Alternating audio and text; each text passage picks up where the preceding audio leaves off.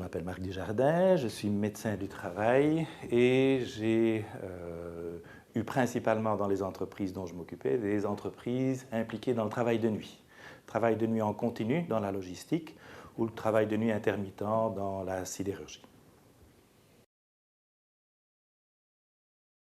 En recherchant des réponses à des problèmes tout à fait concrets que posaient les travailleurs et tout à fait honnêtement, c'est par des consultations sur Internet qui m'ont en fait permis de me rendre compte qu'on avait développé dans l'université où je travaille par ailleurs comme chercheur, mais ça plus récemment, on avait développé des techniques qui me semblaient utiles dans le type de travail que nous avions à faire.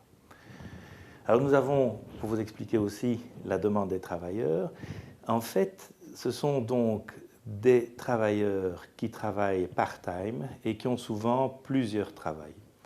Et un certain nombre de ces travailleurs avaient vraiment des difficultés à parvenir à réguler leur existence.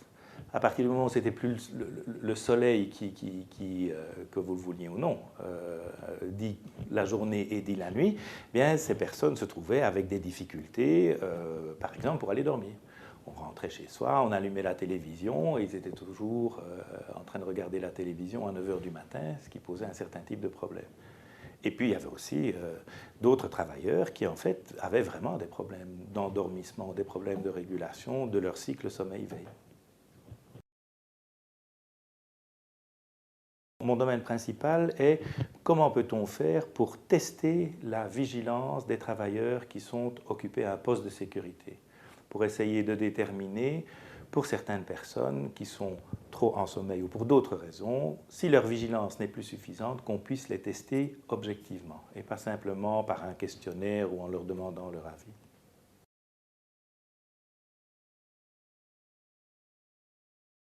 Pour ce qui est de l'utilisation de la luminothérapie, en fait, ça va peut-être vous surprendre, mais nous l'avons utilisée de deux manières. Nous l'avons utilisée, première manière, en imposant le noir absolu. C'est-à-dire que quand on veut parvenir à restaurer des cycles sommeil-veille qui sont perturbés, et ça se voit chez ces travailleurs, le premier mois, une partie des gens ne supportent pas. Ceux-là vont s'en aller et en fait, ils ne restent pas parce qu'ils ne savent vraiment pas faire. Et puis, il y a ceux qui vont présenter des problèmes au bout d'un an et demi, 2 ans.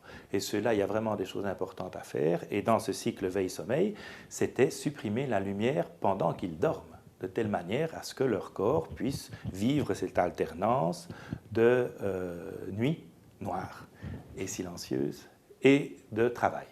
Et l'autre partie était, avec la luminothérapie, parvenir à donner les éclairements suffisants pendant le travail pour que ce temps de travail soit bien identifié, malgré que se passant la nuit, comme étant un temps d'éclairement, une espèce de journée artificielle.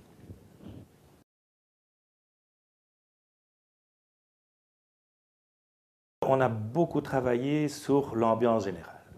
Donc absolument avoir un éclairage qui soit en qualité et en quantité suffisante. Et là, il y a toutes sortes d'analyses qui doivent être faites, qui dépassent peut-être le cadre de notre entretien, pour que cette quantité de lumière et sa qualité soient suffisantes pour que, aussi par simple problème de sécurité, un escalier éclairé est bien moins dangereux à descendre qu'un escalier mal éclairé.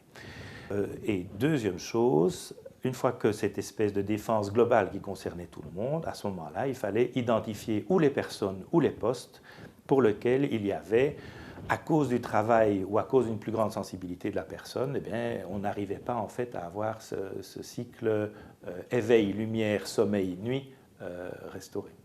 Quand vous voyez la solution à un problème, vous commencez par dire « j'y vois clair ». Donc déjà, la lumière, c'est probablement quelque chose qui vous aidera dans les problèmes de sécurité.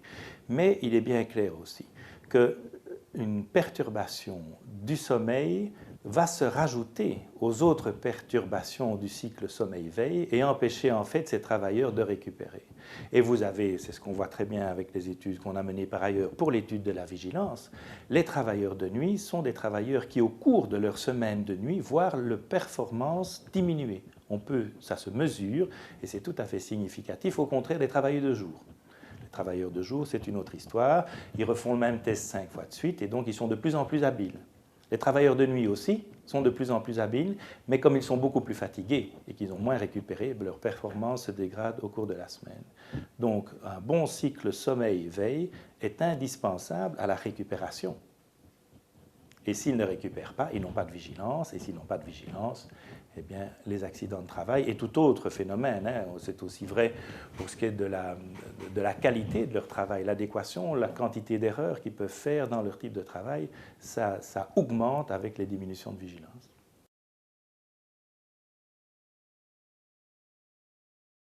Écoutez, le manque de lumière sur la santé des travailleurs n'est pas différent de ce qu'elle est sur la santé des autres personnes. C'est bien clair.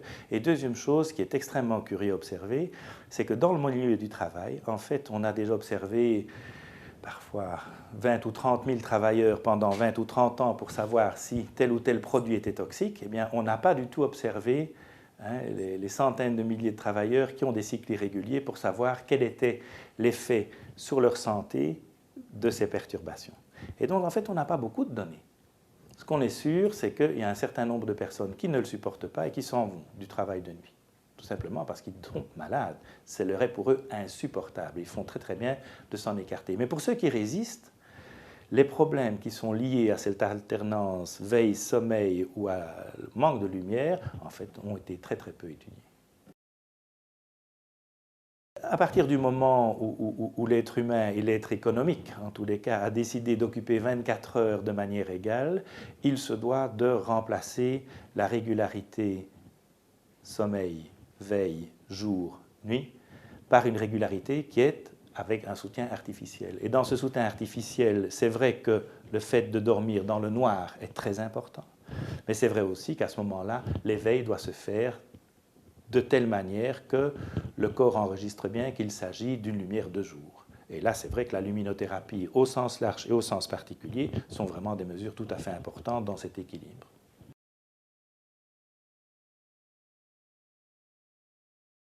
Mais les normes qui sont les normes d'éclairement sont déjà des normes intéressantes. Mais bien souvent, on a en tous les cas au niveau de notre règlement ou des règlements qui concernent la santé et la sécurité au travail, il y a des normes d'éclairement qui sont nécessaires pour tel ou tel type d'action. Il faut autant de luxe.